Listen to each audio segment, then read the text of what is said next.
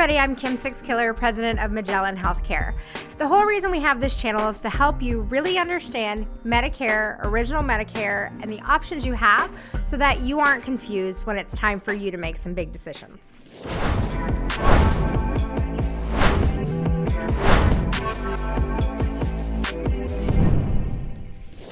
All right, so original Medicare is from the government, and we know that Part A is for your in-hospital visits.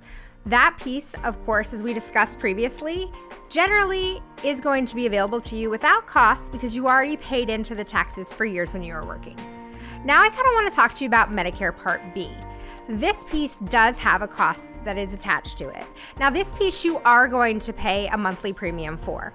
Medicare Part B is the piece that you're going to use most often. Think of this as the part of Medicare that helps you sustain your health. So when you're going to the doctor for your wellness visits, if you have to have some lab work done, maybe you need to use some kind of services with mental health facilities, ambulatory services, things like that are going to fall into your Part B. So for Part B, how does the government figure out what you're going to pay? What they do is a 2-year look back at your modified adjusted gross income. So they're going to go 2 years back from when you join Medicare and look at what you filed as your modified adjusted gross income to see which bucket you fall into.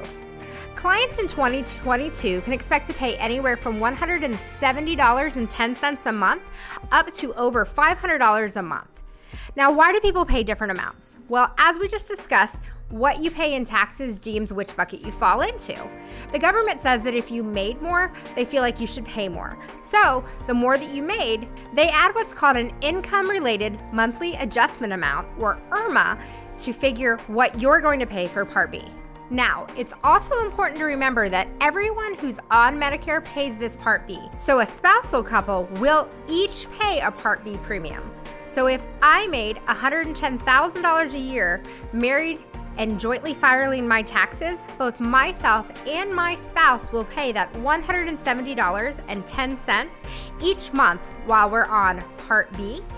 And then, of course, the government always reviews the rates and looks at whether or not they'll raise them around November of each year. So now that you're eligible for Part A and Part B, how do I join? Depending on where you work and how many employees there are, you may have the option to defer your original Medicare and continue on your employer's plan, or it may be time to join. To look into that, you're going to want to go to the Social Security website and consider joining Part A and B. While Medicare Part B is pretty straightforward and simple, we do realize there are gaps and different situations where you might have confusion and need help. That's why Magellan Healthcare is here. Give us a call at the number on your screen and we're happy to walk through your original Medicare options, how to enroll, and what you need to partner with it to make sure that you're covered when life happens.